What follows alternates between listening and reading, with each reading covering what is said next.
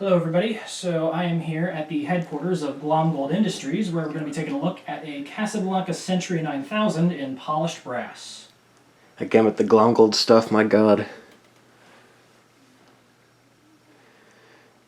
Yeah, for those of you who have seen this fan on my account before, you will see that it has a Victorian switch cap on it.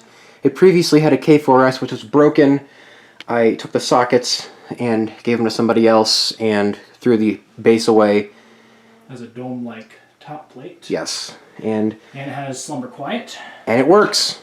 Yes, it does. So we'll go ahead and demonstrate it.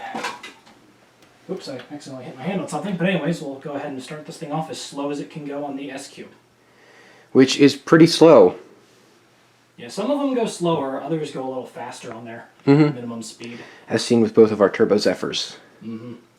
So, for my viewers, so you can see that that Victorian over there on the ground is missing a switch cap. That is because the switch cap is on the fan.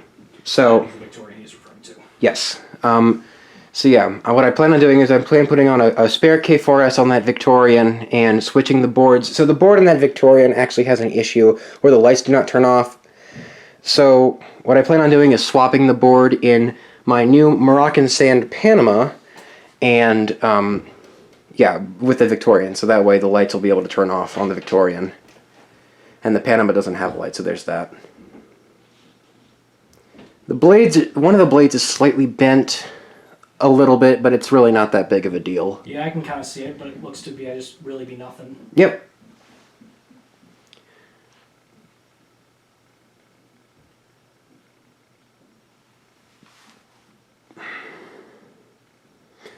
This is one of my favorite fans in my collection.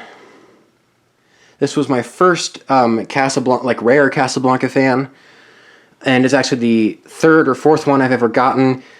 The first one was a Saturn, which was in shitty condition. The second one was a Delta II, which I harvested for parts. The third one was a Panama that I blew up and harvested for parts after I blew it up. Circuit board for a Panama? Yeah, the board. See that? That's a dead board over there. That's from that Panama. Huh, weird. I never saw that before. How'd you blow it up?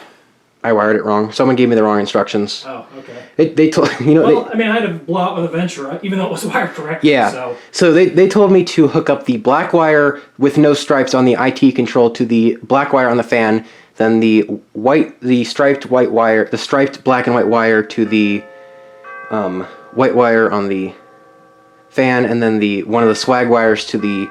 So basically, it was just a three-way connection on all the wires with swag, and it blew up. Weird. I don't know who the hell told you that, but... I'd rather leave names anonymous. Okay.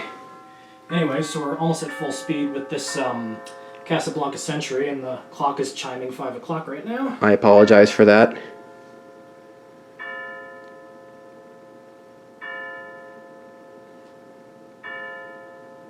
Fan, of course, with Slumber Quiet is actually quiet, as is... the gimmick, quiet variable speed. And it is wildly powerful. Yeah, I can already feel a good breeze coming from it. It feels really good. Because we've been doing fan stuff the entire day, making video skits, hauling stuff up and down stairs, so we're pretty hot. Now we'll take it full speed. Minimal wobble, but still, it does wobble.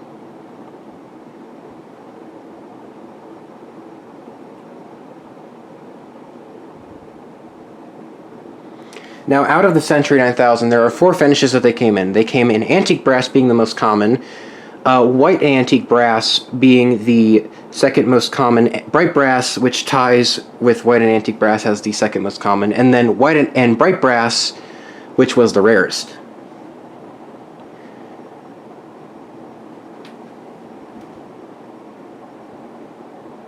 This one is from 1984. It is one of the last Centuries made.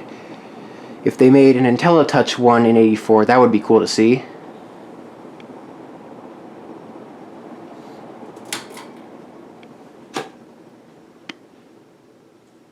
And there you go. This is a Casablanca Century 9000 in polished brass.